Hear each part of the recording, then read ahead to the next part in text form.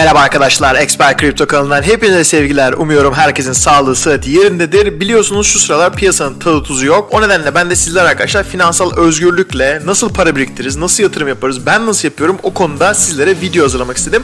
O nedenle arkadaşlar bugünkü videoda nasıl finansal özgürlüğe ulaşırız, ne gibi hamleler yapmamız gerekiyor, ne gibi kritik durumlar var, nasıl ufak dokunuşlarla güzel adımlar atabiliriz, bundan sizlere bahsedeceğim. Biliyorsunuz kriptonun şu an çok tadı tuzu yok. O nedenle gelin videoya başlayalım, kendimizi geliştirelim ve bu şekilde ayı sezonunu nasıl geçiririz, ayıda ben neler yapıyorum buna da değinelim. Bana ve kanalıma destek olmak isterseniz Expert Crypto YouTube kanalına üye olabilir ve bu videoyu likelayabilirsiniz. Hazırsanız haydi başlayalım.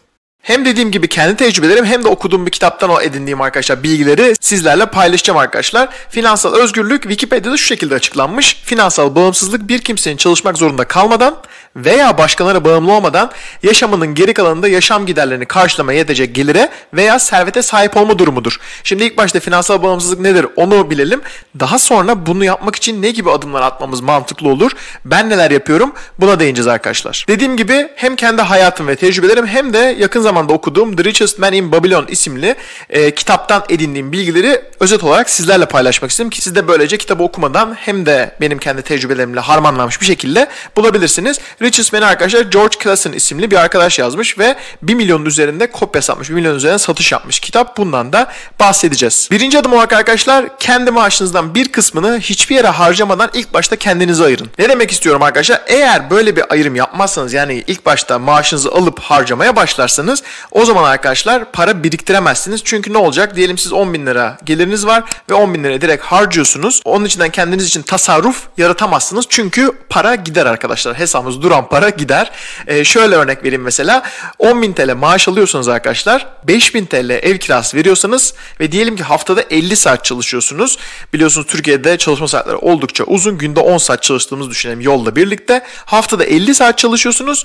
25 saatini ev sahibiniz için çalışıyorsunuz demektir. Neden? Çünkü 10 bin TL maaş almak için haftalık 50 saat çalışıyorsunuz. Bunun 25 saatini arkadaşlar 5 bin lira ev kirası verdiğiniz için ev sahibiniz için harcıyorsunuz. Başka bir örnekten gidelim. Diyelim ki dışarıda yemek yiyorsunuz.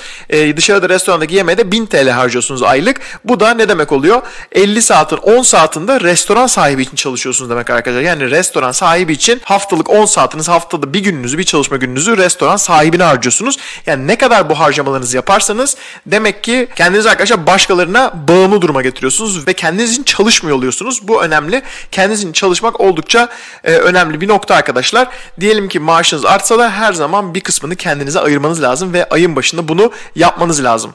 Bunları yapmadan önce dediğim gibi bu harcamalarınızı yapmadan önce kendiniz için diyelim ki maaşınız %10'unu ayırın. Ben öyle yapıyorum. Her ay 10.000 TL maaşınızdan 1000 TL biriktirir kenara koyarsanız geri kalan 9.000 TL'yi harcamış olursunuz ve eğer 9.000 TL harcadıktan sonra paranız kalmazsa da harcamanızı yapmazsınız. Maaşınızın bir kısmını kenara ayırarak yatırım yapmak için kullanmak ilk adım arkadaşlar. Bu oldukça önemli. Bu olmadan hiçbir şey olmaz. Tabii ki bir işiniz yoksa ya da geliriniz birikim yapmaya yetmezse o zaman tabii ki gelirinizi de arttırmak ya da iş bulmak için de çaba sarf etmeniz gerekir. İkinci nokta doğru zamanda harekete geçin arkadaşlar. Evet, doğru zamanda harekete geçmek çok önemli. Korkmayın aksiyon almaktan ve doğru zamanda harekete geçin. Bu grafikte gördüğünüz S&P 500 yani Amerika hisse senetlerinin grafiği arkadaşlar. İlk görülen kırmızı yuvarlak 2001'deki düşüş. Buradaki düşüş değerlendirenler önündeki 2-3 yıl içinde %50 kazandı arkadaşlar. Evet, dolar bazında %50 kazandı.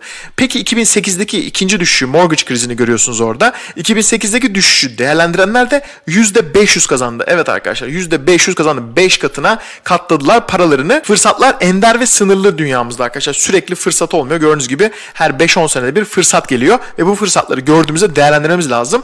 Bunu gördüğümüzde harekete geçip değerlendirip yatırımımızı yapmamız lazım ki ileride güzel karlar elde edebilelim. Şu anda da kripto ve hisse senetlerinde de ayı sezonundayız. Boğa sezonunda değiliz. Ne derler? Boğa para kazandırır ama ayı zengin eder arkadaşlar. Onun için biz de hem boğada hem ayıda nasıl davranmamız gerektiğini bilmemiz lazım ve ayıdayız diye ekranı kapatıp çıkmamamız lazım. Ayıda da gerçekten düşüşleri değerlendirip güzel yatırımlar yapmak mantıklı olabilir. Size vermek istediğim 3. taktik dolar ortalaması yapın. Dolar ortalamasına göre yatırımlarınızı yapın. All in yapmayın arkadaşlar. Tüm paranızı bir anda belli bir şeye koymayın. Farklı şeylerden sepet yapıp ve onları belli zamanlarda alın arkadaşlar. Mesela şurada gördüğünüz arkadaşlar dollar cost average diyor. Mesela ben bir hisseyi hisseyi 100 dolardan aldım. Bir ay sonra gene düştü. 80 dolardan ekleme yaptım. Gene düştü. 60 dolardan ekleme yaptım. Bu şekilde yaparak ne elime geçti arkadaşlar? Eğer hepsini 100 dolardan alsaydım şu an 60 dolara düşen hissede %40 zararım olacaktı. Ama 100 dolardan alarak sonraki ay 80, sonraki ay 60 alarak bunun üçünün ortalaması 80 dolara getirmiş oldum yatırımımı 100 dolar yerine. Bu şekilde hem satarken hem alırken dolar maliyeti bu şekilde düşünüp ve alımlara da satımlara dediğim gibi belli düzenli aralıklarla yapın. Yani all-in yapmayın. Her ay düzenli yatırım yapın mesela. Böylece fiyat dalgalanmalarından etkilenmezsiniz. Dolar maliyet ortalamasını kısaca anlatmak gerekirse arkadaşlar hisse fiyatından bağımsız olarak düzenli olarak sabit bir dolar tutarı yatırıma uygulaması aslında. Disiplinli bir yatırım alışkanlığı geliştirmenin yatırım yapma şeklinizde daha verimli olmasının ve potansiyel olarak tabii ki arkadaşlar stres düzeyinizin ve maliyetlerinizin düşürmenin bir yolu. Stres düzeyini çok rahat bir şekilde böyle düşürebilirsiniz. Bütün paranızı bir anda girseniz 100 dolardan o zaman düştüğünde arkadaşlar sürekli stres olursunuz. Dördüncü ve son nokta arkadaşlar uyurken para kazanmanın yolunu bulmazsanız ölünceye kadar çalışmaya mahkum olursunuz. Bu çok beğendiğim bir söz. Bu nedenle de pasif gelir kaynakları yaratmanız lazım. Pasif gelir otomatik olarak elde edilen bir kazanılmamış gelir türü olarak düşünebilirsiniz. Genellikle yan iş başka işlerle birleştirilebilir arkadaşlar. Yani şöyle ailenizle spor yaparken, zaman geçirirken, işte kendiniz seyahat ederken, uyurken bile para kazanmanın yolunu bulmanız lazım ki hem gelecekte kendiniz refaha ulaşmanız için hem de finansal özgürlüğe adım atmak için arkadaşlar bunlar önemli. Şimdi arkadaşlar 4 tane taktiği özetlemek gerekirse ilk başta kendi maaşınızdan hiçbir yere harcamadan %10'unu kendinize ayırın arkadaşlar. Başka bir saving hesabım olur, başka bir hesabım olur, başka bir bankada bir yere mi olur? Oraya atın, o parayı unutun. İkincisi doğru zamanda harekete geçin. Fırsatlar günümüzde ender ve sınırlı biliyorsunuz. Bunları gördüğünüzde değerlendirin arkadaşlar. Üçüncüsü dolar ortalaması yapın maliyetlerinizde. All-in yapmayın, bütün paranızı aynı anda gömmeyin bir yere.